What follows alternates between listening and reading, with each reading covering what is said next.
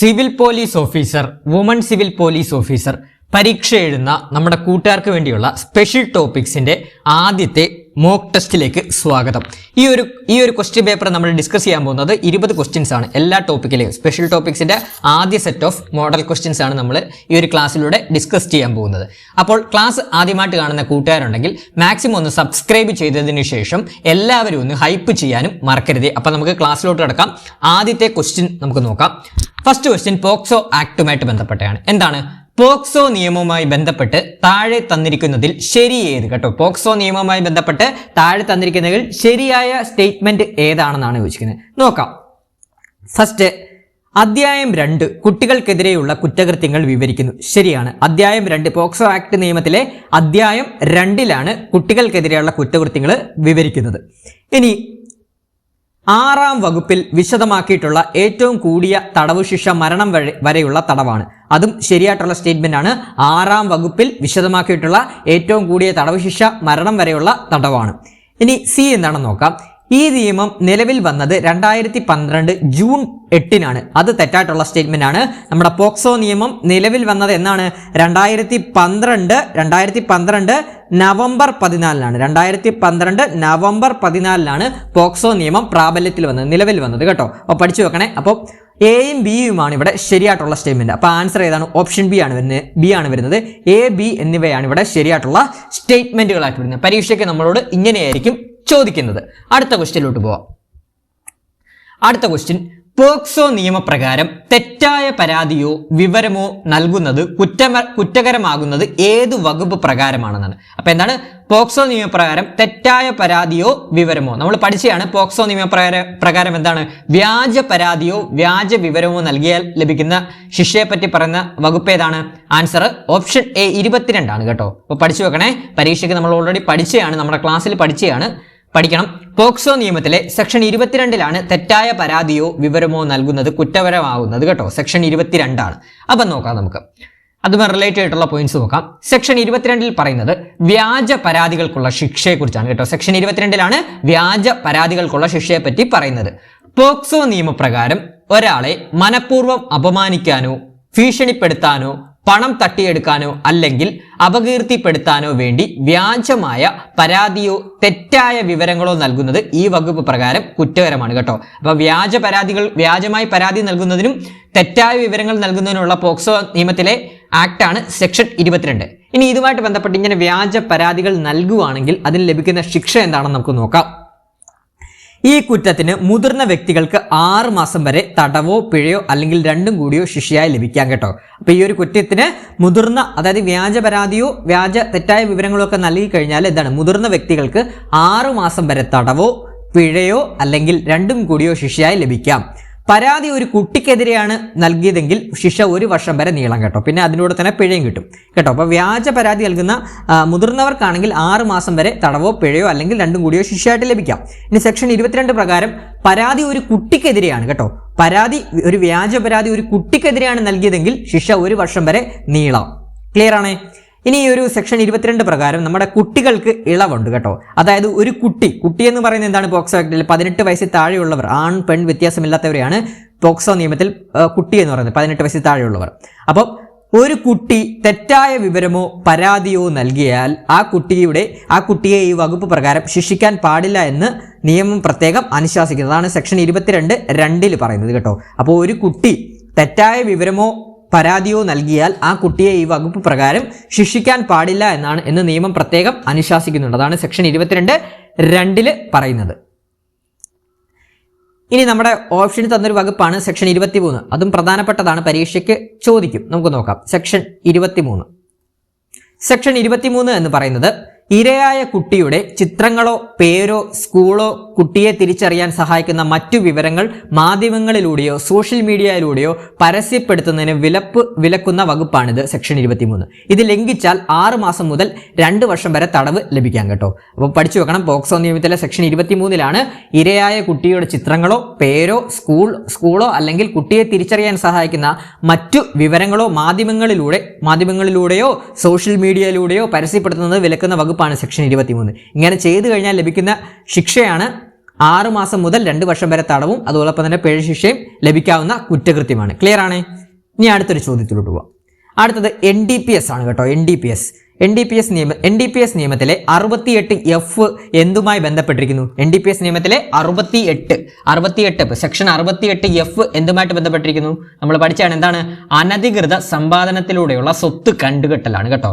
അപ്പൊ NDPS നിയമത്തിലെ section 68F എന്ന് പറയുന്നത് അനധികൃത സമ്പാദനത്തിലൂടെ സ്വത്ത് കണ്ടുകെട്ടലിനെ കുറിച്ചാണ് പറയുന്നത്. റിലേറ്റഡ് ആയിട്ടുള്ള പോയിന്റ്സ് നോക്കാം.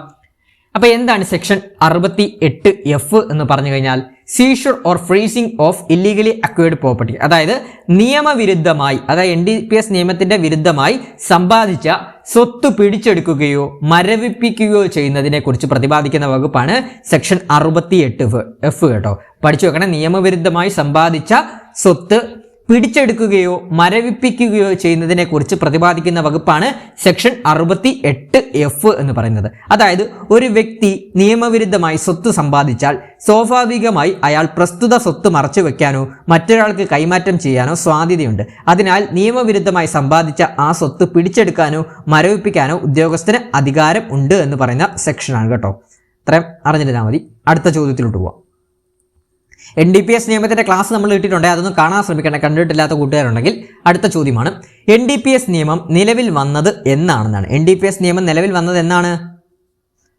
1985 നവംബർ 14 കേട്ടോ. അപ്പോൾ NDPS നിയമം നിലവിൽ വന്നത് എന്നാണ്? 1985 നവംബർ 14 NDPS ആക്ട് നിലവിൽ വന്നത്.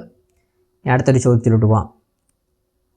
അടുത്ത ചോദ്യം, ഒരാൾ തൻ്റെ ചുമതലയുടെ ഭാഗമായി പൊതു റെക്കോർഡിലോ ഇലക്ട്രോണിക് റെക്കോർഡിലോ രേഖപ്പെടുത്തുന്ന വിവരത്തിന്റെ പ്രാധാന്യം സംബന്ധിച്ച കാര്യം വിശദമാക്കുന്ന ഭാരതീയ സാക്ഷ്യ അധിനിയമത്തിലെ വകുപ്പ് ഏതാണ് കേട്ടോ. അപ്പൊ എന്താണ്? ഒരാൾ തൻ്റെ ചുമതലയുടെ ഭാഗമായി പൊതു റെക്കോർഡിലോ ഇലക്ട്രോണിക് റെക്കോർഡിലോ രേഖപ്പെടുത്തുന്ന വിവരത്തിന്റെ പ്രാധാന്യം സംബന്ധിച്ച കാര്യം വിശദമാക്കുന്ന ഭാരതീയ സാക്ഷ്യ അധിനിയമത്തിലെ വകുപ്പ് ഏതാണ്? BSAയിലെ ആക്ട് ഏതാണെന്ന് ചോദിച്ചിരിക്കുന്നത്. ഏതാണ് ആൻസർ ആയിട്ട് വരുന്നത്? ആൻസർ ഓപ്ഷൻ A ആണ് കേട്ടോ. സെക്ഷൻ 29 ആൻസർ വരുന്നത് കേട്ടോ. അപ്പോൾ ഇതിന്റെ ആൻസർ സെക്ഷൻ 29 ആണ്. റിലേറ്റഡ് ആയിട്ടുള്ള പോയിന്റ്സ് നോക്കി പോവാം. സെക്ഷൻ 29 വകുപ്പ് 29 എന്ന് പറഞ്ഞു കഴിഞ്ഞാൽ, ഒരു പൊതുപ്രവർത്തകൻ തൻ്റെ ഔദ്യോഗിക ചുമതലയുടെ ഭാഗമായോ അല്ലെങ്കിൽ നിയമപ്രകാരം ചുമതലപ്പെടുത്ത മറ്റേതെങ്കിലും വ്യക്തിയോ പൊതു റെക്കോർഡിലോ ഇലക്ട്രോണിക് റെക്കോർഡുകളിലോ രേഖപ്പെടുത്തുന്ന വിവരങ്ങളുടെ പ്രസക്തിയെയും പ്രാധാന്യത്തെയുമാണ് ഈ ഒരു വകുപ്പ് വ്യക്തമാക്കുന്നത്. ഇതാണ് ആൻസർ വരുന്നത് സെക്ഷൻ 29. ഇനി റിലേറ്റഡ് ആയിട്ടുള്ള പോയിന്റ്സ് നോക്കാം, ഓപ്ഷൻസ് എന്നുള്ള അതുകൂടെ നമുക്കൊന്ന് പഠിച്ചു പോകാം. സെക്ഷൻ 34 എന്താണ്? പുസ്തകങ്ങളിലെ കണക്കു വിവരങ്ങൾ എപ്പോഴാണ് തെളിവായി സ്വീകരിക്കുക എന്ന് വ്യക്തമാക്കുന്ന വകുപ്പാണ് കേട്ടോ. പുസ്തകങ്ങളിലെ കണക്കു വിവരങ്ങൾ എപ്പോഴാണ് തെളിവായി സ്വീകരിക്കുക എന്ന് വ്യക്തമാക്കുന്ന വകുപ്പാണ് സെക്ഷൻ 34. ഇനി സെക്ഷൻ 41 എന്ന് പറഞ്ഞാൽ പ്രൊബേറ്റ്, വൈവാഹികം, നാവിക നിയമം, ഇൻഡോൾവൻസി തുടങ്ങിയ കാര്യങ്ങളിൽ കോടതികൾ പുറപ്പെടുവിക്കുന്ന ചില പ്രത്യേക വിധികൾ എപ്പോഴാണ് പ്രസക്തി ഉള്ളത് എന്ന് വ്യക്തമാക്കുന്നതാണ് സെക്ഷൻ 41 എന്ന് പറയുന്നത്. ഇനി സെക്ഷൻ 23 എന്ന് പറയുന്നത് പോലീസ് ഉദ്യോഗസ്ഥർക്ക് മുന്നിൽ നൽകുന്ന കുറ്റസമ്മത മൊഴികൾ തെളിവായി സ്വീകരിക്കാൻ കഴിയില്ലെന്ന പൊതുതത്വം വിശദീകരിക്കുന്നു കേട്ടോ. പോലീസ് ഉദ്യോഗസ്ഥർക്ക് മുന്നിൽ നൽകുന്ന കുറ്റസമ്മത മൊഴികൾ തെളിവായി സ്വീകരിക്കാൻ കഴിയില്ലെന്ന പൊതുതത്വം വിശദീകരിക്കുന്ന വകുപ്പാണ് സെക്ഷൻ 23 കേട്ടോ. BSAയിലെയാണ് ഭാരതീയ സാക്ഷ്യ അധിനിയമത്തെക്കുറിച്ചാണ് നമ്മൾ പറഞ്ഞത്. അടുത്ത ചോദ്യത്തിലോട്ട് പോകുന്നതിന് മുമ്പ് നമ്മളൊരു കറണ്ട് അഫയേഴ്സ് ബാച്ച് നമ്മൾ ടെലഗ്രാമിൽ സ്റ്റാർട്ട് ചെയ്തിട്ടുണ്ട്. അപ്പോൾ ഇനി വരുന്ന എല്ലാ പരീക്ഷകൾക്കും വേണ്ടിയിട്ടുള്ള ഒരു കറണ്ട് അഫയേഴ്സ് ബാച്ചാണ്. എല്ലാ ദിവസവും വൈകുന്നേരം 7:30 തൊട്ട് 8:30 വരെയാണ് ഈ ഒരു ബാച്ചിൻ്റെ ഡ്യൂറേഷൻ വരുന്നത്. അപ്പോൾ 1 hour ആണ് വരുന്നത്. അപ്പോൾ ഇതിന് live plus recorded section class ആണ്. ലൈവ് അറ്റൻഡ് ചെയ്യാൻ സാധിച്ചില്ല എന്നുണ്ടെങ്കിൽ റെക്കോർഡഡ് സെക്ഷൻ ക്ലാസ്സസ് നമ്മൾ ഗ്രൂപ്പിൽ ഇടുന്നതാണ്. അതോടൊപ്പം തന്നെ നിങ്ങൾക്ക് നിങ്ങൾക്ക് ഇപ്പോൾ അഡ്മിഷൻ എടുക്കുന്ന കൂട്ടുകാർക്ക് നമ്മുടെ നേരത്തെ ക്ലാസ്സുകളെല്ലാം റീസെൻ്റ് ആയിട്ട് എടുത്ത ക്ലാസ്സുകളെല്ലാം ആക്സസ് ചെയ്യാൻ സാധിക്കുന്നതാണ് റെക്കോർഡഡ് സെക്ഷൻ ത്രൂ. പിന്നെ നമ്മൾ ക്വാളിറ്റി PDF നോട്ട്സ്, അപ്ഡേറ്റഡ് ആയിട്ടുള്ള കറണ്ട് അഫയേഴ്സിൻ്റെ PDF നോട്ട്സ് നമ്മൾ പ്രൊവൈഡ് ചെയ്യുന്നുണ്ട്. വീക്കിലി മോക്ക് ടെസ്റ്റുകൾ കണ്ടക്ട് ചെയ്യാറുണ്ട്. പിന്നെ റിവിഷൻ ഓറിയൻറ്റഡ് ആയിട്ടാണ് നമ്മൾ കറണ്ട് അഫയേഴ്സ് പഠിപ്പിക്കുന്നത്. അതായത് ടോപ്പിക് വൈസ് ആയിട്ടും അതോടൊപ്പം തന്നെ മന്ത്ലി കറണ്ട് അഫയേഴ്സും PSC ബുള്ളറ്റിൻ അതുപോലെ തന്നെ തൊഴിൽ വീതി എല്ലാ കറണ്ട് അഫയേഴ്സും നമ്മൾ ഡിസ്കസ് ചെയ്താണ് നിങ്ങൾക്ക് മുമ്പിൽ അവതരിപ്പിക്കുന്നത്. ഇതിൻ്റെ ഒരു കോഴ്സ് ഫീ എന്ന് പറഞ്ഞാൽ വെറും 200 രൂപ മാത്രമേ കോഴ്സ് ഫീ ആയിട്ട് വരുന്നുള്ളൂ. വരുന്നുള്ളൂ. അപ്പോൾ ഇതിന്റെ ഡ്യൂറേഷൻ എന്ന് പറഞ്ഞാൽ VFA വില്ലേജ് ഫീൽഡ് അസിസ്റ്റന്റ് പരീക്ഷ വരെയായിരിക്കും ഈ ഒരു ബാച്ചിന്റെ ഡ്യൂറേഷൻ വരുന്നത്. അപ്പോൾ CPO WCPO ഒക്കെ പരീക്ഷ എഴുതുന്നവരാണെങ്കിൽ എത്രയും പെട്ടെന്ന് തന്നെ ജോയിൻ ചെയ്തോളൂ. 10 മാർക്കാണ് കറണ്ട് അഫയേഴ്സ് വരുന്നത്. നമ്മൾ കറണ്ട് അഫയേഴ്സിന്റെ റിവിഷൻ ക്ലാസ് സ്റ്റാർട്ട് ചെയ്യാൻ തുടങ്ങുവാണ്, CPO WCPO ഫോക്കസ് ചെയ്തുള്ള. അപ്പം അത് നിങ്ങൾക്ക് ഈ ബാച്ചിൽ ഇപ്പോൾ തന്നെ ജോയിൻ ചെയ്ത് കഴിഞ്ഞാൽ നിങ്ങൾക്ക് അതൊരു പ്രയോജനപ്രദമാവുന്നതാണ്. അതോടൊപ്പം തന്നെ അഡ്മിഷന് താല്പര്യമുള്ള കൂട്ടുകാർ 81 299 339 81 299 339 എന്ന് പറഞ്ഞ നമ്പറിലോട്ടൊന്ന് വാട്സപ്പ് ചെയ്താൽ മതി കേട്ടോ. അപ്പോൾ ഒന്ന് വാട്സപ്പ് ചെയ്താൽ മതി. അപ്പം ഈ ഒരു പരീക്ഷ എഴുതുന്ന കൂട്ടുകാർ, CPO WCPO ഒക്കെ പരീക്ഷ എഴുതുന്ന കൂട്ടുകാർ എന്തായാലും ഈ ഒരു ബാച്ചിൽ ജോയിൻ ചെയ്യുക. എന്തായാലും നിങ്ങൾ തന്നെ ആയിരിക്കുമല്ലോ VFA പോലുള്ള പരീക്ഷകളും ഒക്കെ എഴുതുന്നത്. അപ്പോൾ നിങ്ങൾക്ക് എന്തായാലും ഇതൊരു യൂസ്ഫുൾ ആവുന്ന ഒരു ബാച്ചാണ്. നമ്മൾ CPO WCPOയുടെ ഷുവർ ഷോട്ട് കറണ്ട് അഫയേഴ്സിന്റെ റിവിഷൻ ക്ലാസ്സുകൾ സ്റ്റാർട്ട് ചെയ്യാൻ തുടങ്ങുവാണ്. അപ്പം എത്രയും പെട്ടെന്ന് തന്നെ എല്ലാവരും ജോയിൻ ചെയ്തോളൂ. വെറും 200 രൂപയുടെ കാര്യം മാത്രമേ വരുന്നുള്ളൂ. ക്ലിയർ ആണ്? അടുത്ത പോയിന്റിലോട്ട് പോകും. അടുത്ത ചോദ്യം, താഴെ തന്നിരിക്കുന്നതിൽ തെറ്റായ സ്റ്റേറ്റ്മെന്റ് ഏതാണ്? താഴെ തന്നിരിക്കുന്നതിൽ തെറ്റായത് ഏത് എന്നാണ് ചോദിച്ചിരിക്കുന്നത് കേട്ടോ. തെറ്റായത് നമുക്ക് നോക്കാം. നമുക്ക് നോക്കാം. താഴെ തന്നിരിക്കുന്നത് തെറ്റായ ഏതെന്നാണ് ചോദിച്ചിരിക്കുന്നത്. നോക്കാം. BNSന്റെ 316 വകുപ്പാണ് ഡക്കോയിറ്റി നിർവചിക്കുന്നത്. അത് തെറ്റായിട്ടുള്ള സ്റ്റേറ്റ്മെന്റ് ആണ്. പിന്നെ ഒരു ഡക്കോയിറ്റിയിൽ റോബറി ഉണ്ടായിരിക്കും. അത് ശരിയാണ്. ഈ ഡക്കോയിറ്റി എന്ന് പറയുന്നത് എന്താണ്? കൂട്ടക്കൊള്ളയാണ് പറയുന്നത്. കൂട്ടക്കൊള്ളയാണ് ഡക്കോയിറ്റി എന്ന് പറയുന്നത്. അതാണ് പറയുന്നത് 5ഓ അതിൽ കൂടുതലോ ആളുകൾ ചേർന്ന് നടത്തുന്നതാണ് ഡക്കോയിറ്റി. ഡക്കോയിറ്റിക്കിടയിൽ കൊലപാതകം നടത്തിയാൽ അതിന് വധശിക്ഷ വരെ ലഭിക്കാവുന്നതാണ്. ഇതെല്ലാം ശരിയായിട്ടുള്ള സ്റ്റേറ്റ്മെന്റ് ആണ്. ഇവിടെ തെറ്റായിട്ടുള്ളത് ഏതാണ്? ഓപ്ഷൻ എ ആണ്. അപ്പോൾ ഇവിടെ ആൻസർ ഓപ്ഷൻ എ ആണ്. നമ്മളോട് ചോദിച്ചത് തെറ്റായിട്ടുള്ള സ്റ്റേറ്റ്മെന്റ് ഏതാണ്? ഡക്കോയിറ്റുമായിട്ട് ബന്ധപ്പെട്ട വകുപ്പ് എന്ന് പറയുന്നത് സെക്ഷൻ 310 ആണ് കേട്ടോ. 310 ആണ്. അപ്പോൾ എന്താണ് ഡക്കോയിറ്റി അഥവാ കൂട്ടക്കൊള്ള എന്ന് പറഞ്ഞു കഴിഞ്ഞാൽ എന്താണെന്ന് നമുക്ക് നോക്കി പോവാം.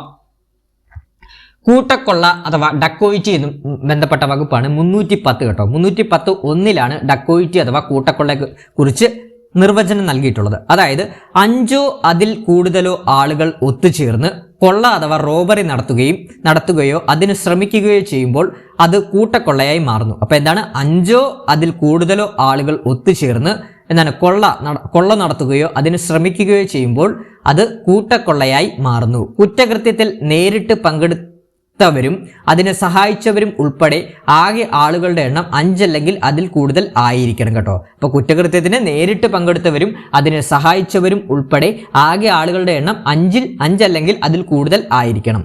ക്ലിയർ ആണ്? അപ്പോൾ സെക്ഷൻ 310 കൂട്ടക്കൊള്ള അഥവാ ഡക്കോയിറ്റിയെ കുറിച്ച് പറയുന്നത്. ഇനി എന്താണ് കൊള്ള? കൊള്ള റോബറി അടങ്ങിയിരിക്കുന്നത്. അതായത് എല്ലാ കൂട്ടക്കൊള്ളയിലും അടിസ്ഥാനപരമായി കൊള്ള കൂട്ടക്കൊള്ള എന്തിനാണ്? കൊള്ള എന്ന് പറയുന്നത് കവർച്ചയല്ലേ? അപ്പോൾ കൂട്ടക്കൊള്ള നടത്തുന്നത് എന്തിനാണ്? അതിന്റെ അടിസ്ഥാനപരമായിട്ട് എന്താണ്? കൊള്ള അഥവാ റോബറി അടങ്ങിയിരിക്കുന്നു.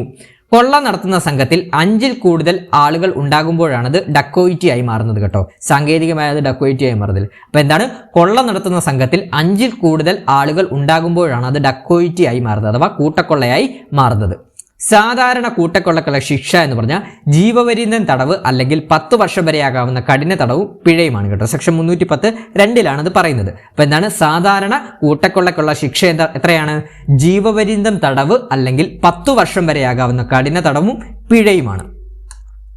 ഇനി കൂട്ടക്കൊള്ളക്കായി തയ്യാറെടുപ്പ് നടത്തുന്നത് പ്രിപ്പറേഷൻ കേട്ടോ. കൂട്ടക്കൊള്ളക്കായി തയ്യാറെടുപ്പ് നടത്തുന്നതിനുള്ള ശിക്ഷ എന്ന് പറഞ്ഞാൽ 10 വർഷം വരെ കഠിന തടവും പിഴയുമാണ് കേട്ടോ. വകുപ്പ് 310(4) കൂട്ടക്കൊള്ളക്കുള്ള തയ്യാറെടുപ്പ് നടത്തുന്നതിനുള്ള ശിക്ഷയെക്കുറിച്ച് പറയുന്നത്. 10 വർഷം വരെ കഠിന തടവും പിഴയുമാണ്. ക്ലിയർ ആണ്? അടുത്ത പോയിന്റിലോട്ട് പോകാം. അടുത്ത ചോദ്യം, തട്ടിപ്പറിക്കൽ സ്നാച്ചിങ് എന്നത് വിശദമാക്കിയിട്ടുള്ള BNSലെ വകുപ്പ്. അപ്പോൾ നമ്മൾ നോക്കണേ, ഈ ഒരു ഡക്കോയിറ്റി എന്ന് പറഞ്ഞാൽ കൂട്ടക്കൊള്ള, നമ്മൾ ഇതൊക്കെ ഒന്ന് വേർഡുകൾ പഠിച്ചിരിക്കണം. ഈ കൂട്ടക്കൊള്ളയുടെ ഇംഗ്ലീഷൊക്കെ നമ്മൾ അറിഞ്ഞിരിക്കണം കേട്ടോ. ഡക്കോയിറ്റി കൂട്ടക്കൊള്ള കേട്ടോ, റോബറി കൊള്ള, അതുപോലെ തന്നെ സ്നാച്ചിങ് ആണ് തട്ടിപ്പറിക്കൽ കേട്ടോ. ഇംഗ്ലീഷ് വേർഡിലും പരീക്ഷയ്ക്ക് ചോദ്യങ്ങൾ വരാൻ കേട്ടോ. തട്ടിപ്പറിക്കൽ സ്നാച്ചിങ് എന്നത് വിശദമാക്കിയിട്ടുള്ള BNSലെ വകുപ്പ് ഏതാണ്? സ്നാച്ചിങ് അഥവാ തട്ടിപ്പറിക്കൽ എന്ന് പറഞ്ഞ വകുപ്പ് ഏതാണ്? ആൻസർ ഓപ്ഷൻ ഡി ആണ്. സെക്ഷൻ 304 സ്നാച്ചിങ് അഥവാ തട്ടിപ്പറിക്കലിനെ കുറിച്ച് വിശദമാക്കിയിട്ടുള്ള ഭാരതീയ ന്യായ സംഹിതയിലെ വകുപ്പ്. നോക്കാം. സെക്ഷൻ 304(1) നിർവചനം എന്താണെന്ന് നോക്കാം. മോഷണം നടത്തുന്നതിനായി ഒരാളുടെ ശരീരത്തിൽ നിന്നോ കൈവശത്ത് നിന്നോ ഏതെങ്കിലും വസ്തുക്കൾ പെട്ടെന്നോ വേഗത്തിലോ അല്ലെങ്കിൽ ബലപ്രയോഗത്തിലൂടെ പിടിച്ചെടുക്കുകയോ തട്ടിയെടുക്കുകയോ ചെയ്യുന്നതിനെയാണ് തട്ടിപ്പറിക്കൽ അഥവാ സ്നാച്ചിങ് എന്ന് നിർവചിക്കുന്നത്. അതായത് ഉദാഹരണം പറയുകയാണെങ്കിൽ മാല പൊട്ടിക്കൽ, മൊബൈൽ ഫോൺ തട്ടിയെടുക്കൽ ഒക്കെ എന്താണ് ഇതിന് ഉദാഹരണമാണ് കേട്ടോ. അപ്പോൾ ഇതിന് ഉദാഹരണമാണ് കേട്ടോ. അപ്പോൾ പഠിച്ചു വെക്കണം. സെക്ഷൻ 304(1) സ്നാച്ചിങ് അഥവാ തട്ടിപ്പറിക്കലിനെ കുറിച്ച് നിർവചനം നൽകുന്നത്. ഇതിന്റെ ശിക്ഷ വരുന്നത് സെക്ഷൻ 304(2) ആണ് കേട്ടോ. ഈ സ്നാച്ചിങ് അഥവാ തട്ടിപ്പറിക്കലിന്റെ ശിക്ഷ എന്ന് പറഞ്ഞാൽ തട്ടിപ്പറിക്കൽ കുറ്റം ചെയ്യുന്ന വ്യക്തിക്ക് 3 വർഷം വരെ നീണ്ടു നിൽക്കാവുന്ന തടവ് ശിക്ഷയും അതോടൊപ്പം പിഴയും ചുമത്താവുന്നതാണ് കേട്ടോ. അപ്പൊ തട്ടിപ്പറിക്കൽ കുറ്റം ചെയ്യുന്ന വ്യക്തിക്ക് 3 വർഷം വരെ നീണ്ടു നിൽക്കാവുന്ന തടവ് ശിക്ഷയും അതോടൊപ്പം പിഴയും ചുമത്തുന്നതാണ്. ക്ലിയർ ആണ്? അടുത്ത ചോദ്യത്തിലോട്ട് പോവാം. 21 വയസ്സിന് താഴെയുള്ള പെൺകുട്ടികളെ ഇറക്കുമതി ചെയ്യുന്നത് കുറ്റകരമാണെന്ന് വിവരിച്ചിട്ടുള്ള BNSലെ വകുപ്പ് ഏതാണ്? എന്താണ് ക്വസ്റ്റ്യൻ? ഒന്നുകൂടെ വായിക്കാം. 21 വയസ്സിന് താഴെയുള്ള പെൺകുട്ടികളെ ഇറക്കുമതി ചെയ്യുന്നത് കുറ്റകരമാണെന്ന് വിവരിച്ചിട്ടുള്ള BNSലെ വകുപ്പ് ഏതാണ്? ആൻസർ ഓപ്ഷൻ ബി ആണ്. സെക്ഷൻ 141 വിവരിച്ചിട്ടുള്ളത് കേട്ടോ. സെക്ഷൻ 141 ആൻസർ ആയിട്ട് വരുന്നത്. നോക്കാം. സെക്ഷൻ 141 അഥവാ വകുപ്പ് 141 പറയുന്നത് വിദേശ രാജ്യങ്ങളിൽ നിന്ന് 21 വയസ്സിൽ താഴെയുള്ള പെൺകുട്ടികളെയോ 18 വയസ്സിൽ താഴെയുള്ള ആൺകുട്ടികളെയോ നിയമവിരുദ്ധമായി ലൈംഗിക ചൂഷണ ലക്ഷ്യത്തോടെ ഇന്ത്യയിലേക്ക് ഇറക്കുമതി ചെയ്യുന്നത് കുറ്റകരമാണെന്ന് ഈ വകുപ്പ് വ്യവസ്ഥ ചെയ്യുന്നു. അപ്പോൾ പഠിച്ചു വെക്കണം. ഒന്നുകൂടെ ഞാൻ പറയാം. സെക്ഷൻ 141 പറയുന്നത് വിദേശ രാജ്യങ്ങളിൽ നിന്ന് 21 വയസ്സിൽ താഴെയുള്ള പെൺകുട്ടികളെയോ 18 വയസ്സിൽ താഴെയുള്ള ആൺകുട്ടികളെയോ നിയമവിരുദ്ധമായോ ലൈംഗിക ചൂഷണ ലക്ഷ്യത്തോടെയോ ഇന്ത്യയിലേക്ക് ഇറക്കുമതി ചെയ്യുന്നത് കുറ്റകരമാണെന്ന് ഈ വകുപ്പ് വ്യവസ്ഥ ചെയ്യുന്നു. ഇതിനുള്ള ശിക്ഷ എന്ന് പറഞ്ഞാൽ ഈ കുറ്റം തെളിയിക്കപ്പെട്ടാൽ കുറ്റവാളിക്ക് 10 വർഷം വരെ തടവ് ശിക്ഷയും പിഴയും ലഭിക്കാം കേട്ടോ. അപ്പോൾ ഈ ഒരു കുറ്റം തെളിയിക്കപ്പെട്ടാൽ എന്താണ്? 10 വർഷം വരെ കുറ്റവാളിക്ക് 10 വർഷം വരെ തടവ് ശിക്ഷയും പിഴയും ലഭിക്കാവുന്ന കുറ്റകൃത്യമാണ് സെക്ഷൻ 141 പറയുന്നത് കേട്ടോ. അടുത്തത് സെക്ഷൻ 121 എന്താണ്? ഓപ്ഷൻ തന്നിട്ടുള്ളതാണ്. വധശ്രമത്തെ കുറിച്ച് പറയുന്നതാണ്. സെക്ഷൻ 121 അറ്റംപ്റ്റ് ടു മർഡർ ആണ് വധശ്രമം എന്ന് പറയുന്നത്. സെക്ഷൻ 134 എന്ന് പറയുന്നത് അക്രമം നടത്തുന്നതിനായി മനഃപൂർവ്വം പ്രകോപനം സൃഷ്ടിക്കലാണ് 134 വരുന്നത്. ഇനി സെക്ഷൻ 148 എന്ന് പറഞ്ഞു കഴിഞ്ഞാൽ ഒരു വ്യക്തിയെ കബളിപ്പിച്ച് അടിമയാക്കുകയോ അല്ലെങ്കിൽ നിയമവിരുദ്ധമായി തടഞ്ഞു വെക്കുകയോ ചെയ്യുന്നതിനുമായി ബന്ധപ്പെട്ട സെക്ഷനാണ് 148. അപ്പം BNSലെ സെക്ഷൻസ് ആണ് ഇത്രയും. പഠിച്ചു വെക്കണം, പരീക്ഷയ്ക്ക് ചോദിക്കും. ഇനി അടുത്ത നോക്കാം. ഒരു കേസിന്റെ അന്വേഷണം 24 മണിക്കൂറിനുള്ളിൽ തീർന്നില്ലെങ്കിൽ സ്വീകരിക്കേണ്ട നടപടിക്രമങ്ങൾ വിശദമാക്കുന്ന BNSSലെ അതായത് ഭാരതീയ നാഗരിക് സുരക്ഷാ സംഹിതയിലെ വകുപ്പ് ഏതാണ്? ഞാൻ ചോദ്യം ഒന്നുകൂടെ വായിക്കാം. ഒരു കേസിന്റെ അന്വേഷണം 24 മണിക്കൂറിനുള്ളിൽ തീർന്നില്ലെങ്കിൽ സ്വീകരിക്കേണ്ട നടപടിക്രമങ്ങൾ വിശദമാക്കുന്ന ഭാരതീയ നാഗരിക് സുരക്ഷാ സംഹിതയിലെ വകുപ്പ് ഏതാണ്? ആൻസർ ഓപ്ഷൻ ബി ആണ്. സെക്ഷൻ 187 ആണ് കേട്ടോ. 187. അപ്പോൾ നമ്മൾ പഠിച്ചു വെക്കണം എന്താണ് സെക്ഷൻ 187 എന്ന് പറഞ്ഞു കഴിഞ്ഞാൽ. നോക്കാം. BNSSലെ ഭാരതീയ സുരക്ഷാ സംഹിതയിലെ വകുപ്പ് 187 എന്ന് പറഞ്ഞാൽ ഒരു വ്യക്തിയെ അറസ്റ്റ് ചെയ്താൽ 24 മണിക്കൂറിനുള്ളിൽ അന്വേഷണം പൂർത്തിയാക്കാൻ സാധിക്കാതെ വരികയും കുറ്റാരോപണം അടിസ്ഥാനമുള്ളതാണെന്ന് ബോധ്യപ്പെടുകയും ചെയ്യുമ്പോൾ സ്വീകരിക്കേണ്ട നിയമപരമായ നടപടികളെക്കുറിച്ച് ഈ വകുപ്പിൽ വ്യക്തമാക്കുന്നു. എന്താണെന്ന് നോക്കാം. എന്താണ് നടപടിക്രമം എന്ന് നോക്കാം. 24 മണിക്കൂറിനകം അന്വേഷണം തീർക്കാൻ കഴിഞ്ഞില്ലെങ്കിൽ പ്രതിയെ മജിസ്ട്രേറ്റിന് മുമ്പിൽ ഹാജരാക്കണം. ഇപ്പൊ നോട്ട് ചെയ്തോണേ. 24 മണിക്കൂറിനകം അന്വേഷണം തീർക്കാൻ കഴിഞ്ഞില്ലെങ്കിൽ പ്രതിയെ മജിസ്ട്രേറ്റിന് മുന്നിൽ ഹാജരാക്കണം. കേസിന്റെ ഗൗരവം അനുസരിച്ച് പ്രതിയെ തുടർന്നുള്ള ദിവസങ്ങളിൽ കസ്റ്റഡിയിൽ സൂക്ഷിക്കാൻ അനുമതി നൽകുന്നത് ഈ വകുപ്പ് പ്രകാരമാണ് കേട്ടോ. അപ്പോൾ എന്താണ് 24 മണിക്കൂറിനുള്ള അന്വേഷണം തീർക്കാൻ കഴിഞ്ഞില്ല എന്നുണ്ടെങ്കിൽ പ്രതിയെ മജിസ്ട്രേറ്റിന് മുമ്പിൽ അപ്പം തന്നെ ഹാജരാക്കണം. അതിനുശേഷം എന്താണ് കേസിന്റെ ഗൗരവം അനുസരിച്ച് പ്രതിയെ തുടർന്നുള്ള ദിവസങ്ങളിൽ കസ്റ്റഡിയിൽ സൂക്ഷിക്കാൻ മജിസ്ട്രേറ്റിന്റെ കയ്യിൽ നിന്ന് അനുമതി ഈ വകുപ്പ് പ്രകാരം മേടിക്കാൻ സാധിക്കുന്നതാണ് കേട്ടോ. അപ്പോൾ വകുപ്പ് 187 ആണ് കേട്ടോ. ക്ലിയർ ആണ്? ഇനി അടുത്ത ചോദ്യം. BNSSന്റെ 185 വകുപ്പ് പ്രകാരം ഒരു സെർച്ച് നടത്തിയാൽ ആയതിന്റെ റിപ്പോർട്ട് എത്ര മണിക്കൂറിനുള്ളിലാണ് മജിസ്ട്രേറ്റിന് സമർപ്പിക്കേണ്ടത്? ക്വസ്റ്റ്യൻ ഒന്നുകൂടെ വായിക്കാം. നമ്മുടെ ഭാരതീയ നാഗരിക് സുരക്ഷാ സംഹിതയുടെ 185 വകുപ്പ് പ്രകാരം ഒരു സെർച്ച് നടത്തിയാൽ ആയതിന്റെ റിപ്പോർട്ട് എത്ര മണിക്കൂറിനുള്ളിലാണ് മജിസ്ട്രേറ്റിന് സമർപ്പിക്കേണ്ടത്? ആൻസർ ഓപ്ഷൻ ഡി ആണ്. 48 മണിക്കൂറിനുള്ളിലാണ് മജിസ്ട്രേറ്റിന് സമർപ്പിക്കേണ്ടത്. 48 മണിക്കൂർ. നോക്കാം. വകുപ്പ് 185 അഥവാ സെക്ഷൻ 185 BNSSലെ 185 എന്താണ്? ഒരു പോലീസ് ഓഫീസർ നടത്തുന്ന തെരച്ചിലുമായി ബന്ധപ്പെട്ട വകുപ്പാണ്. Search by police officer. അപ്പം എന്താണ്? ഭാരതീയ നാഗരിക് സുരക്ഷാ സംഹിതയിലെ സെക്ഷൻ 185 പറയുന്നത് ഒരു പോലീസ് ഓഫീസർ നടത്തുന്ന തെരച്ചിലുമായി ബന്ധപ്പെട്ട വകുപ്പാണ്. നോക്കാം. ഓഡിയോ വീഡിയോ റെക്കോർഡിംഗ് അതായത് 185(2) പ്രകാരം പോലീസ് നടത്തുന്ന ഇത്തരം പരിശോധനകൾ മൊബൈൽ ഫോണോ മറ്റ് ഇലക്ട്രോണിക് മാധ്യമങ്ങളോ ഉപയോഗിച്ച് നിർബന്ധമായും ഓഡിയോ വീഡിയോ റെക്കോർഡ് ചെയ്യേണ്ടതാണ്. ഇനി സമയപരിധിയാണ് നമ്മളോട് ചോദ്യം ചോദിച്ചിട്ടുള്ളത്. ക്വസ്റ്റ്യൻ ചോദിച്ചിട്ടുള്ളത്.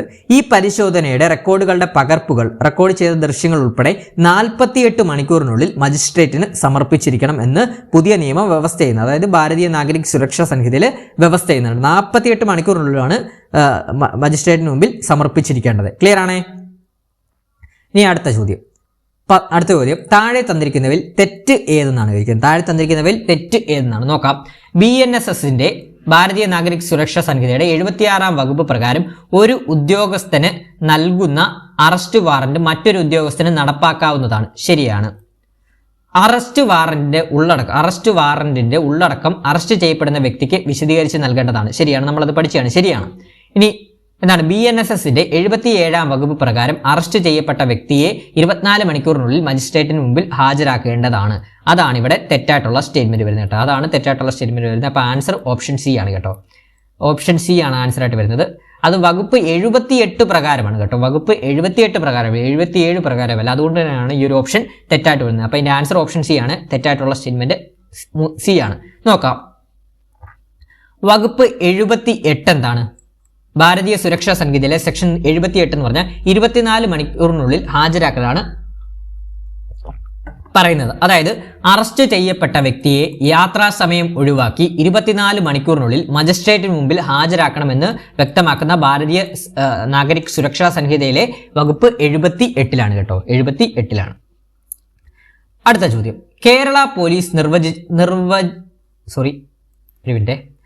കേരള പോലീസ് നിർവചിച്ചിരിക്കുന്ന കേരള പോലീസ് നിയമത്തിലെ അധ്യായം, അതായത് കേരള പോലീസ് ആക്ട് 2011 കേരള പോലീസിനെ നിർവചിച്ചിരിക്കുന്ന അധ്യായം ഏതാണെന്നാണ് ചോദിച്ചിരിക്കുന്നത്. ആൻസർ ഓപ്ഷൻ ബി ആണ്. അധ്യായം 4-ലാണ് കേരള പോലീസിനെ കുറിച്ച് നിർവചിച്ചിരിക്കുന്നത്. നോക്കാം.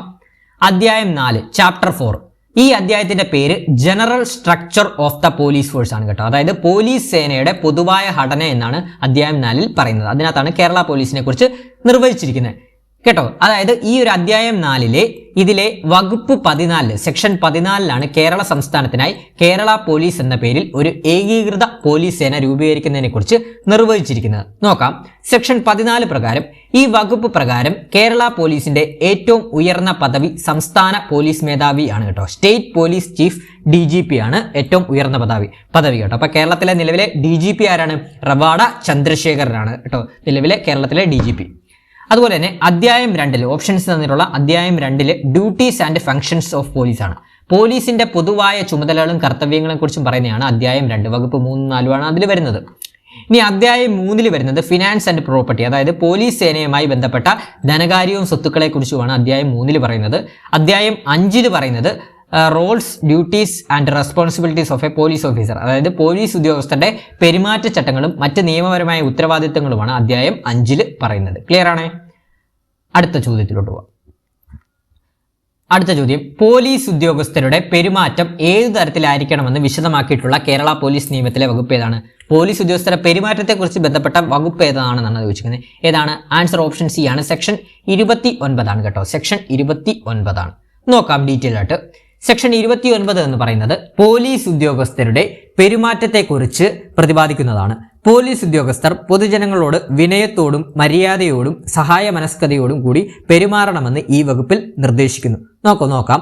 അപ്പോൾ അതൊക്കെ ഈ ഒരു സ്റ്റേറ്റ്മെന്റായിട്ട് തന്നിട്ടുള്ള കാര്യങ്ങളല്ലേ, അതൊക്കെ ഒന്ന് നോക്കി വെച്ചോണം. ചിലപ്പോൾ പരീക്ഷയ്ക്ക് സ്റ്റേറ്റ്മെന്റ് ആയിട്ട് ചോദിക്കാം. എന്തൊക്കെയാണ് പോലീസ് ഉദ്യോഗസ്ഥരുടെ പെരുമാറ്റത്തെക്കുറിച്ച് താഴെ തന്നിരിക്കുന്ന സ്റ്റേറ്റ്മെന്റുകൾ ശരി ഏതെന്നൊക്കെ പരീക്ഷയ്ക്ക് ചോദിക്കാൻ സാധ്യതയുണ്ട്. അതുകൊണ്ടാണ് ഞാൻ ഇതിൽ ഇൻക്ലൂഡ് ചെയ്തേക്കുന്നത്. നോക്കാം. പൊതുജനങ്ങളോട് ഇടപെടുമ്പോൾ വിനയവും മര്യാദയും അനുകമ്പയും കാണിക്കണം. മാന്യമായ ഭാഷ മാത്രമേ ഉപയോഗിക്കാവൂ. നിയമപരമായ ആവശ്യത്തിനല്ലാതെ ആരോടും അനാവശ്യമായി ബലപ്രയോഗം നടത്താനോ ഭീഷണിപ്പെടുത്താനോ പാടില്ല. കുറ്റകൃത്യങ്ങൾക്ക് ഇരയായവർ, സ്ത്രീകൾ, കുട്ടികൾ, മുതിർന്ന പൗരന്മാർ, ഭിന്നശേഷിക്കാർ എന്നിവരോട് പ്രത്യേക അനുകമ്പയോടെ പെരുമാറണം. കസ്റ്റഡിയിലുള്ളവരോട് മോശമായി പെരുമാറാനോ അസഭ്യ വർഷം നടത്താനോ പാടില്ല. ഡ്യൂട്ടിയിലായിരിക്കുമ്പോൾ ശാരീരികമായി വൃത്തിയും വെടിപ്പുമുള്ളവരായി പൊതുസമക്ഷം പ്രത്യക്ഷപ്പെടണം എന്നാണ്. ഇത്രയുമാണ് പോലീസിന്റെ പെരുമാറ്റത്തെക്കുറിച്ച് നമ്മൾ മെയിനായിട്ട് അറിഞ്ഞിരിക്കേണ്ട പോയിന്റ്സുകൾ വന്നിട്ടുള്ളത്. ഇനി നമ്മുടെ ഓപ്ഷൻസ് തന്നിട്ടുള്ള സെക്ഷനാണ് സെക്ഷൻ 27 എന്ന് പറയുന്നത്. എന്താണെന്ന് നോക്കാം. പോലീസ് ഉദ്യോഗസ്ഥന്റെ കർത്തവ്യം, ഡ്യൂട്ടീസ് ഓഫ് എ പോലീസ് ഓഫീസറാണ് സെക്ഷൻ 27 പറയുന്നത്. അതായത് ഓരോ പോലീസ് ഉദ്യോഗസ്ഥനും തനിക്ക് ഏൽപ്പിച്ച ചുമതലകൾ കൃത്യമായും കാര്യക്ഷമമായും നിയമപരമായി നിർവഹിക്കാൻ ബാധ്യസ്ഥനാണെന്ന് ഈ വകുപ്പ് വ്യക്തമാക്കുന്നു. സെക്ഷൻ 28 പറയുന്നത് പോലീസ് ഉദ്യോഗസ്ഥരുടെ പ്രതികരണത്തെക്കുറിച്ചാണ്. സെക്ഷൻ 28 പറയുന്നത്. സെക്ഷൻ 30 പറയുന്നത് എല്ലാ പോലീസ് ഉദ്യോഗസ്ഥരും മികച്ച ശാരീരിക മാനസിക ആരോഗ്യം നിലനിർത്തേണ്ടതുണ്ട്. അതായത് പ്രായം, ലിംഗഭേദം, ജോലിയുടെ സ്വഭാവം എന്നിവ കണക്കിലെടുത്ത് സംസ്ഥാന പോലീസ് മേധാവിക്ക് ഇതിനായുള്ള മാനദണ്ഡങ്ങൾ നിശ്ചയിക്കാവുന്നതാണെന്നാണ് സെക്ഷൻ 30 പറയുന്നത്. ശാരീരിക മാനസിക ആരോഗ്യം എല്ലാ പോലീസ് ഉദ്യോഗസ്ഥരും നിലനിർത്തേണ്ടതുണ്ട് എന്ന് പറയുന്ന സെക്ഷനാണ് സെക്ഷൻ 30 കേട്ടോ, കേരള പോലീസ് ആക്ടിലെ. അടുത്ത ചോദ്യം നോക്കാം. കേരള പോലീസ് നിയമത്തിലെ 61 വകുപ്പ് എന്തുമായി ബന്ധപ്പെട്ടിരിക്കുന്നു? കേരള പോലീസ് നിയമത്തിലെ 61 വകുപ്പ് എന്തുമായിട്ട് ബന്ധപ്പെട്ടിരിക്കുന്നു? ആൻസർ ഓപ്ഷൻ ഡി ആണ് കേട്ടോ. ട്രാഫിക് ക്രമീകരണവും നിയന്ത്രണവുമായിട്ടാണ് ബന്ധപ്പെട്ടിരിക്കുന്നത്. നോക്കാം നമുക്ക്.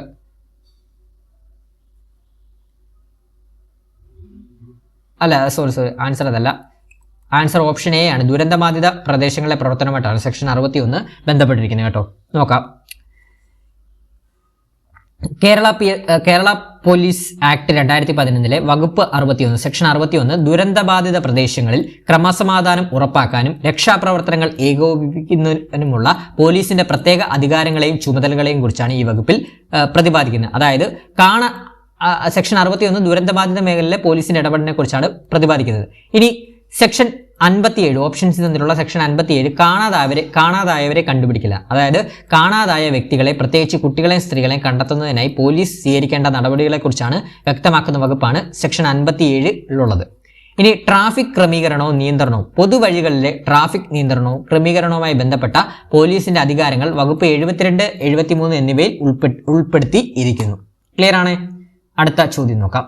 പ്രത്യേകമായ ഒരു പ്രദേശത്ത് ഉപയോഗിക്കുന്ന ഭാഷ സംബന്ധിച്ച വിദഗ്ധാഭിപ്രായം ആരായുമ്പോൾ ഇതിൽ പ്രാവീണ്യമുള്ള ആളുടെ അഭിപ്രായം ഭാരതീയ സാക്ഷി അധിനിയമ പ്രകാരം സുപ്രധാന രേഖയായി കണക്കാക്കുന്നത്. ഈ നിയമത്തിൽ ഏത് വകുപ്പ് പ്രകാരം ആണെന്നാണ് വെച്ചിരിക്കുന്നത്. ആൻസർ ഓപ്ഷൻ ബി ആണ്. സെക്ഷൻ 45 പ്രകാരമാണ്. നോക്കാം. സെക്ഷൻ 43 പ്രകാരമാണ് കേട്ടോ. നോക്കാം.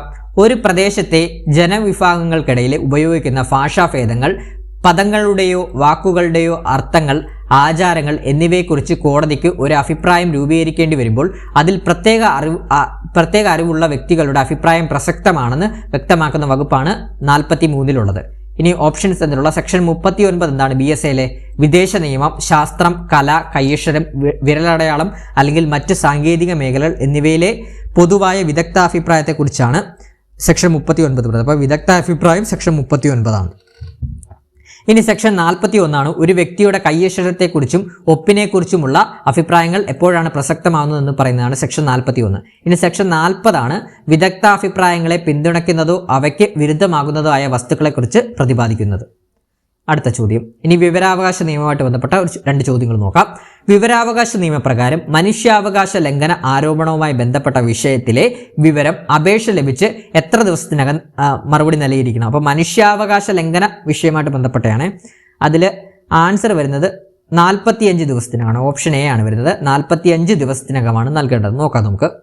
മനുഷ്യാവകാശ ലംഘന ആരോപണങ്ങൾ കേന്ദ്ര സംസ്ഥാന സുരക്ഷാ രഹസ്യാന്വേഷണ ഏജൻസികളിൽ നിന്നുള്ള മനുഷ്യാവകാശ ലംഘനവുമായി ബന്ധപ്പെട്ട വിവരങ്ങൾ 45 ദിവസത്തിനകം നൽകണം. ഇതിന് ഇൻഫർമേഷൻ കമ്മീഷന്റെ അനുമതി ആവശ്യമാണ് കേട്ടോ. അപ്പോൾ മനുഷ്യാവകാശ ലംഘന ആരോപണങ്ങളുള്ള വിവരങ്ങൾ ലഭിക്കണമെങ്കിൽ എന്താണ്? ഇൻഫർമേഷൻ കമ്മീഷന്റെ അനുമതി ആവശ്യമാണ്. 45 ദിവസത്തിനകമാണ് വിവരം നൽകേണ്ടത് കേട്ടോ. അതുപോലെ തന്നെ അതേ സംബന്ധിച്ച് റിലേറ്റഡ് ആയിട്ടുള്ള ഫാക്ടൂടെ നോക്കിപ്പോവാം. സാധാരണ അപേക്ഷകളാണെങ്കിൽ മറുപടി നൽകേണ്ടത് 30 ദിവസത്തിനകം. ജീവനെയോ സ്വാതന്ത്ര്യത്തെയോ ബാധിക്കുന്നവ, അതായത് ഒരു വ്യക്തിയുടെ ജീവനോ വ്യക്തി സ്വാതന്ത്ര്യത്തിനോ ഭീഷണിയുള്ള വിവരങ്ങളാണെങ്കിൽ 48 മണിക്കൂറിനകം വിവരം നൽകേണ്ടതാണ്. ഇനി അസിസ്റ്റന്റ് പബ്ലിക് ഇൻഫർമേഷൻ ഓഫീസർ വഴിയാണ് അപേക്ഷ നൽകുന്നതെങ്കിൽ സാധാരണ സമയ പരിപാലനത്തെക്കാൾ 5 ദിവസം അധികം ലഭിക്കും. അതായത് ആകെ 35 ദിവസം വരും അസിസ്റ്റന്റ് പബ്ലിക് ഇൻഫർമേഷൻ ഓഫീസർ വഴിയാണെങ്കിൽ. ഇനി മൂന്നാം കക്ഷി, തേർഡ് പാർട്ടിയാണ്. മൂന്നാം കക്ഷിയുമായി ബന്ധപ്പെട്ട വിവരങ്ങളാണെങ്കിൽ 40 ദിവസത്തിനകം മറുപടി നൽകണം. ക്ലിയർ ആണ്? അടുത്ത ചോദ്യം നോക്കാം. വിവരാവകാശ നിയമപ്രകാരം അപേക്ഷ നൽകുന്ന തീയതിക്ക് എത്ര വർഷം വരെ മുൻപ് നടന്നതോ സംഭവിച്ചതോ ആയ ഏതെങ്കിലും വിവരം അപേക്ഷകന് നൽകണമെന്നാണ് വിവരാവകാശ നിയമത്തിലെ വകുപ്പ് 8 പറയുന്നത്. ക്വസ്റ്റ്യൻ ഒന്നുകൂടെ ഞാൻ വായിക്കാം. വിവരാവകാശ നിയമപ്രകാരം അപേക്ഷ നൽകുന്ന തീയതിക്ക് എത്ര വർഷം വരെ മുൻപ് നടന്നതോ സംഭവിച്ചതോ ആയ ഏതെങ്കിലും വിവരം അപേക്ഷകന് നൽകണമെന്നാണ് വിവരാവകാശ നിയമത്തിലെ വകുപ്പ് 8 പറയുന്നത്. 20 വർഷമാണ് കേട്ടോ. ആൻസർ ഓപ്ഷൻ ഡി ആണ്, 20 വർഷമാണ്. 20 വർഷത്തിനുള്ളിലാണ്. അപ്പോൾ 20 വർഷം വരെ ആയിരിക്കും. നോക്കാം. വിവരാവകാശ നിയമം 2005 വകുപ്പ് 8(3) പ്രകാരം ഒരു അപേക്ഷ സമർപ്പിക്കുന്ന തീയതിക്ക് 20 വർഷം മുൻപ് നടന്നതോ സംഭവിച്ചതോ ആയ കാര്യങ്ങളെക്കുറിച്ചുള്ള വിവരങ്ങൾ അപേക്ഷകൻ ആവശ്യപ്പെട്ടാൽ അത് നൽകേണ്ടതായിട്ടുണ്ട് കേട്ടോ. ചില പ്രത്യേക ഒഴിവാക്കലുകൾക്ക് വിധേയമായിട്ടാണ് നൽകേണ്ടതായിട്ടുണ്ട്. വകുപ്പ് 8 എന്താണെന്ന് നോക്കാം. വിവരാവകാശ നിയമം പ്രകാരം പൊതു അധികാരികൾ വിവരങ്ങൾ നൽകുന്നതിൽ നിന്ന് ഒഴിവാക്കപ്പെട്ടിട്ടുള്ള സാഹചര്യങ്ങളെക്കുറിച്ചാണ് ഈ വകുപ്പിൽ പറയുന്നത്. രാജ്യത്തിന്റെ പരമാധികാരം, സുരക്ഷ, വിദേശ രാജ്യങ്ങളുമായുള്ള ബന്ധം, ശാസ്ത്രീയ സാമ്പത്തിക താൽപ്പര്യങ്ങൾ എന്നിവയെ ബാധിക്കുന്ന വിവരങ്ങൾ ഇതിലൂടെ ഒഴിവാക്കപ്പെട്ടിരിക്കുന്നു. ഇനി 20 വർഷത്തെ പരിധി നമ്മുടെ ക്വസ്റ്റ്യൻ ചോദിച്ചിട്ടുള്ള വകുപ്പ് 8(1) ACI ഉപവകുപ്പുകൾ പ്രകാരം ഒഴിവാക്കപ്പെട്ടിട്ടുള്ള വിവരങ്ങൾ ഒഴികെ മറ്റേതൊരു വിവരവും അത് നടന്ന് 20 വർഷം കഴിഞ്ഞതാണെങ്കിൽ അപേക്ഷകന് ലഭ്യമാക്കാൻ നിയമം അനുശാസിക്കുന്നു. ഈ 20 വർഷം കണക്കാക്കുന്നത് സംബന്ധിച്ച് എന്തെങ്കിലും തർക്കമുണ്ടായാൽ അതിൽ കേന്ദ്ര ഗവൺമെന്റിന്റെ തീരുമാനമായിരിക്കും അന്തിമം. ഇതിനായി കേന്ദ്ര വിവരാവകാശ കമ്മീഷനുമായി ആലോചിക്കാവുന്നതും ആണ്. അറിഞ്ഞിരുന്നാൽ മതി കേട്ടോ. അടുത്ത ചോദ്യം. ഔദ്യോഗിക വെബ്സൈറ്റ് എന്ന് തെറ്റിദ്ധരിപ്പിച്ച് വ്യാജ വെബ്സൈറ്റുകളുടെ വിലാസങ്ങളും തയ്യാറാക്കുന്ന പ്രവർത്തനത്തെ പറയുന്നത് എന്താണ് പറയുന്നത്? ആൻസർ എന്താണ് പറയുന്നത്? ഫിഷിംഗ് എന്നാണ് പറയുന്നത് കേട്ടോ. ഫിഷിംഗ് എന്നാണ് പറയുന്നത്. നോക്കാം നമുക്ക്. ഔദ്യോഗിക വെബ്സൈറ്റുകളോട്, ഉദാഹരണത്തിന് ബാങ്കുകൾ, സോഷ്യൽ മീഡിയ സൈറ്റുകൾ സാദൃശ്യമുള്ള വ്യാജ വെബ്സൈറ്റുകളോ വിലാസങ്ങളോ ലിങ്കുകളോ നിർമ്മിച്ച് ഉപയോക്താക്കളെ തെറ്റിദ്ധരിപ്പിച്ച് അവരുടെ രഹസ്യ വിവരങ്ങൾ അഥവാ user ID, password, credit card വിവരങ്ങൾ തട്ടിയെടുക്കുന്ന രീതിയാണ് ഫിഷിംഗ് എന്ന് പറയുന്നത് കേട്ടോ. ഫിഷിംഗ് എന്ന് അറിയപ്പെടുന്നത്. ഇനി ഓപ്ഷനിൽ തന്നിട്ടുള്ള സൈബർ സ്ക്വാട്ടിംഗ് എന്ന് പറഞ്ഞാൽ എന്താണെന്ന് നമുക്ക് നോക്കാം. സൈബർ സ്ക്വാട്ടിംഗ് എന്ന് പറഞ്ഞു കഴിഞ്ഞാൽ പ്രശസ്തമായ കമ്പനികളുടെയോ വ്യക്തികളുടെയോ പേരുകളിലുള്ള ഡൊമൈൻ നാമങ്ങൾ ഭാവിയിൽ അവർക്ക് വൻ തുകയ്ക്ക് മറിച്ചു വിൽക്കുക എന്ന ലക്ഷ്യത്തോടെ മുൻകൂട്ടി രജിസ്റ്റർ ചെയ്ത് കൈവശം വെക്കുന്ന നിയമവിരുദ്ധ പ്രവർത്തനത്തെയാണ് സൈബർ സ്ക്വാട്ടിംഗ് എന്ന് പറയുന്നത്. ഇനി സൈബർ സ്റ്റാക്കിംഗ് എന്ന് പറയുന്നത് ഇന്റർനെറ്റ്, സോഷ്യൽ മീഡിയ, ഇമെയിൽ എന്നിവ വഴി ഒരു വ്യക്തിയെ നിരന്തരമായി പിന്തുടരുകയും നിരീക്ഷിക്കുകയും ഭീഷണിപ്പെടുത്തുകയും ശല്യം ചെയ്യുകയും ചെയ്യുന്ന രീതിയാണ് സൈബർ സ്റ്റോക്കിംഗ് എന്ന് പറയുന്നത്. ഇനി സ്പാമിംഗ് എന്ന് പറഞ്ഞു കഴിഞ്ഞാൽ ഉപയോക്താവിന് അനുവാദമില്ലാതെ ഇന്റർനെറ്റ് വഴിയോ ഇമെയിൽ വഴിയോ വൻതോതിൽ അയക്കപ്പെടുന്ന പരസ്യങ്ങളോ ആവശ്യമില്ലാത്ത മറ്റ് സന്ദേശങ്ങളോ അൺസോളിസിറ്റേറ്റഡ് ബൾക്ക് മെസ്സേജിംഗ് ആണ് സ്പാം എന്ന് പറയുന്നത് കേട്ടോ. ആവശ്യമില്ലാത്ത മെസ്സേജുകളാണോ നമ്മൾ സ്പാം എന്ന് പറയുന്നത്. ഇത് അയക്കുന്ന പ്രക്രിയയാണ് സ്പാമിംഗ് എന്ന് പറയുന്നത്. ക്ലിയർ ആണേ? ഇനി അവസാനത്തെ ചോദ്യം നോക്കാം. ഈ ക്ലാസിന്റെ അവസാനത്തെ ചോദ്യം. ഇലക്ട്രോണിക് രീതിയിൽ അശ്ലീലം പ്രചരിപ്പിക്കുന്നത് തടയുന്ന ഐടി നിയമത്തിലെ ആക്ട് ഏതാണ്? അശ്ലീലം പ്രചരിപ്പിക്കുന്നത് തടയുന്ന നിയമം ഏതാണടെ? ആൻസർ ഓപ്ഷൻസ് എ ആണ്. വകുപ്പ് 67 അശ്ലീലം പ്രചരിപ്പിക്കുന്ന തടയുന്ന വകുപ്പാണ് സെക്ഷൻ 67 IT ആക്ടിലെ. നോക്കാം. IT ആക്ടിലെ വകുപ്പ് സെക്ഷൻ 67 എന്ന് പറയുന്നത് ഇലക്ട്രോണിക് രൂപത്തിൽ അഥവാ ഇന്റർനെറ്റ്, സോഷ്യൽ മീഡിയ മെസ്സേജുകൾ വഴി അശ്ലീലമായ വസ്തുക്കൾ പ്രസിദ്ധീകരിക്കുന്നതോ പ്രചരിപ്പിക്കുന്നതോ തടയുന്ന വകുപ്പ് സെക്ഷനാണ് സെക്ഷൻ 67. ഈ സെക്ഷൻ 67 പ്രകാരം ആദ്യമായി കുറ്റം ചെയ്താൽ 3 വർഷം വരെ തടവും 5 ലക്ഷം രൂപ വരെ പിഴയും ലഭിക്കാം. ഇനി കുറ്റം ആവർത്തിച്ചാൽ 5 വർഷം വരെ തടവും 10 ലക്ഷം രൂപ വരെ പിഴയും ലഭിക്കും.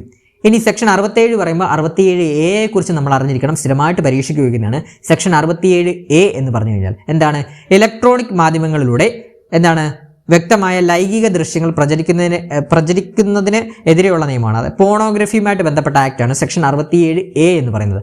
പോണോഗ്രഫിയുടെ ശിക്ഷ ആദ്യ തവണയാണെങ്കിൽ 5 വർഷം വരെ തടവ്, 10 ലക്ഷം രൂപ വരെ പിഴയാണ് കേട്ടോ വരുന്നത്. ഇനി സെക്ഷൻ 67B നമ്മൾ സ്ഥിരമായിട്ട് പരീക്ഷയ്ക്ക് ചോദിക്കുന്നതാണ് IT ആക്ടിൽ നിന്ന്.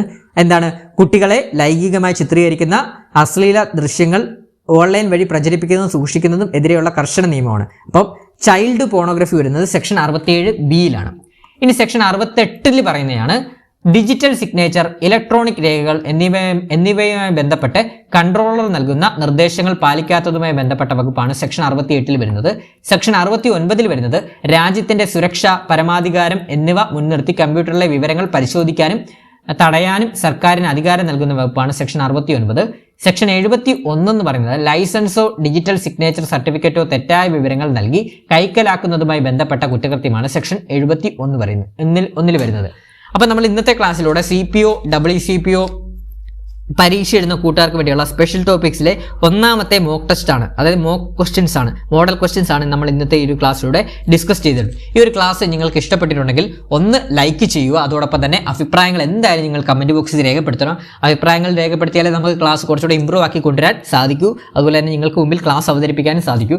പിന്നെ അതോടൊപ്പം തന്നെ നമുക്ക് ഓഫ് കോഴ്സ് എന്താണ് വേണ്ടത്, നമുക്ക് എന്താണ് റീച്ച് ഉണ്ടെങ്കിൽ മാത്രമേ നമുക്ക് വീഡിയോ ഇടാനുള്ള ഒരു ഇത് വരത്തുള്ളൂ. അതായത് എന്താണ് നിങ്ങൾ മാക്സിമം ലൈക്കും കമന്റും അതുപോലെ തന്നെ ഹൈപ്പും ചെയ്ത് അതുപോലെ തന്നെ ബാക്കിയുള്ള കൂട്ടുകാർക്ക് ഷെയറും ചെയ്ത് കൊടുത്തെങ്കിൽ മാത്രമേ നമുക്ക് ബാക്കിയുള്ളവരുടെ കൂടെ ഒരു വീഡിയോ എത്താൻ സാധിക്കത്തുള്ളൂ. അപ്പോൾ അതുകൂടെ ദയവ് ചെയ്ത് എല്ലാവരും ഒന്ന് സപ്പോർട്ട് ചെയ്താൽ, നിങ്ങൾ മാക്സിമം സപ്പോർട്ട് ചെയ്യുന്നതിനനുസരിച്ച് നമ്മൾ എത്രയും മാക്സിമം മോഡൽ ക്വസ്റ്റ്യൻസ് നിങ്ങൾക്ക് മുമ്പിൽ അവതരിപ്പിക്കുന്നതാണ്. അപ്പോൾ മാക്സിമം എല്ലാവരും ഒന്ന് സപ്പോർട്ട് ചെയ്യുക. അപ്പോൾ ഇതുപോലുള്ള ഉപകാരപ്രദമായിട്ടുള്ള മാക്സിമം നമ്മൾ മാക്സിമം മോഡൽ ക്വസ്റ്റ്യൻസ് വർക്കൗട്ട് ചെയ്താൽ നമുക്ക് എന്താണ് 20 മാർക്കും സ്പെഷ്യൽ ടോപ്പിക്സിൻ്റെ ഭാഗത്തുനിന്ന് ഞാൻ ഉറപ്പ് നൽകുന്നു. ആ ഉറപ്പ് നിങ്ങൾ എനിക്ക് തിരിച്ചു നൽകണമെങ്കിൽ എന്താണ്, ആ ഉറപ്പ് വേണമെങ്കിൽ നിങ്ങൾ മാക്സിമം ഈ ഒരു ക്ലാസ് സപ്പോർട്ട് ചെയ്യണം. ഇത് സപ്പോർട്ട് ചെയ്യുന്നതിനനുസരിച്ച് നമുക്ക് അടുത്ത വരും ദിവസങ്ങളിൽ എല്ലാ ദിവസവും നമുക്ക് ഓരോ മോഡൽ ക്വസ്റ്റ്യൻസ് ഇട്ടിട്ട് പോകാം പരീക്ഷയുടെ തലേദിവസം വരെ. അപ്പോൾ നിങ്ങൾക്ക് എന്തായാലും പ്രയോജനപ്രദമായെന്ന് വിശ്വസിക്കുന്നു. അപ്പോൾ ക്ലാസ് അവസാനം വരെ കണ്ട എല്ലാവർക്കും താങ്ക് യു.